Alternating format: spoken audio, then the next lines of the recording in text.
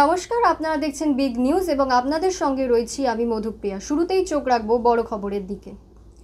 হিন্দুদের ওপর হামলা থেকে হুমকি, ওপারে ভারত বিদ্বেষ চরমে, তার মধ্যেই আজ মুখোমুখি ভারত বাংলাদেশ। ঢাকা যাচ্ছেন বিদেশ সচিব, কতটা সদর্থক হবে বৈঠক, উঠছে প্রশ্ন। চোখ রাখবো পরবর্তী খবরের দিকে।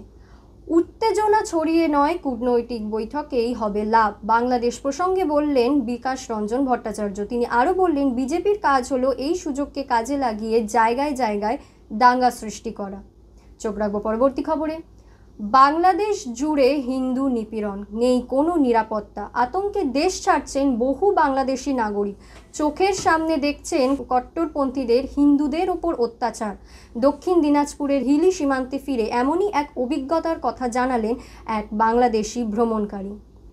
বাংলাদেশের পর এবার চোখ রাখবো বিদেশের খবরে। বাংলাদেশের পর সিরিয়া, এবার মধ্যপ্রাচ্যের দেশে বিদ্রোহের আগুন। তুমুল বিদ্রোহের জেরে দেশ ছাড়লেন সিরিয়ার প্রেসিডেন্ট পদে ইস্তফা বাশার আল আসাদের। সিরিয়ার রাজধানী দামাস্কাসের দখল নিলেও বিদ্রোহীরা দেশ ছেড়ে পালাচ্ছেন। সিরিয়ার শাসক দল বার্থ পার্টির নেতাকর্মীরা সিরিয়ার বিভিন্ন জায়গায় সরকারি ভবনের দখল নিচ্ছে বিদ্রোহীরা। 50 বছর পর সিরিয়ার আসাদ পরিবারের শাসনের অবসান, জেল থেকে বন্দীদের মুক্তির ঘোষণা বিদ্রোহীদের। এবার চোখ রাখবো জেলার খবরে।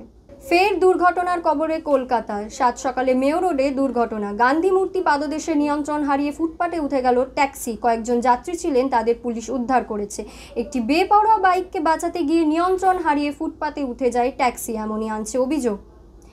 ঠিক এরকমই দেশ বিদেশের খবর আরও জানতে চোখ রাখুন বিগ নিউজের পর্দায়।